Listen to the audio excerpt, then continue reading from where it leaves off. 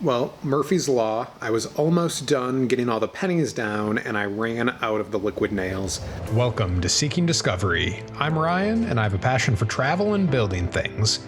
At the end of 2020, I decided it'd be a great idea to purchase my very own school bus to convert into a tiny house.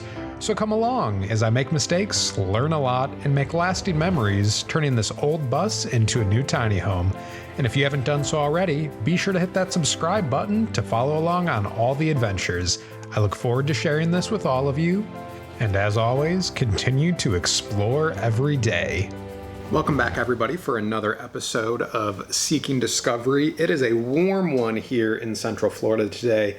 The high's about 85, so it's going to be a hot, sweaty day, but I'm looking forward to our next steps.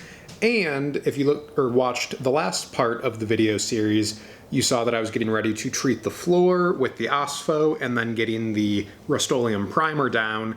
And now I'm going to go through and patch all the holes with pennies and liquid nails and ultimately come back with a final enamel coat to seal it all in. So it's been about 24 hours since I laid the primer down, and here's what the bus looks like right now. I'm going to be using liquid nails, heavy duty. Basically, it's a construction adhesive that's both waterproof and weatherproof, so it should do a pretty good job capping those holes that need to be filled, and then the penny is just going to go on to help kind of make a sandwich out of all of it, and that way when the enamel goes down, it'll seal everything in together and hopefully provide for a long-lasting floor without any future rust issues. There is this larger hole back here, which I'll probably just take a piece of scrap metal that came off the ceiling or something, cut it, and patch that hole with that, because that is too big for a penny. Well, Murphy's Law, I was almost done getting all the pennies down and I ran out of the liquid nails. So I just got back running from the local Ace Hardware, which is luckily only about 10 minutes away, so I can get the rest of these pennies down and get wrapped up for the day and let it cure overnight. But I wanted to show you guys a little trick that Caleb showed me when doing any kind of caulking. And if you look at your applicator, a lot of them will have, it's kind of hard to see, have this little pin here, and that is so that you can puncture the inside seal on your caulk to start applying it.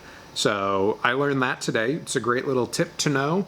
So if you do end up needing to get a caulk gun, make sure you buy one with that little pin on there so that you can easily open those tubes and get to work. Well guys, we're wrapping up here today at the bus. Things went pretty well overall. Got all of the pennies down that I wanted to, liquid nails. Like I mentioned, I did run out of the liquid nails at one point and had to run and go get some. So for me to do my floor, it took me 3 tubes of liquid nails. And I'm not sure how many pennies yet, but I'll count and find out. Just started up the engine. She turned over first try, was running good. So that's always nice to see at the end of a day. So I'm going to wrap up today's video.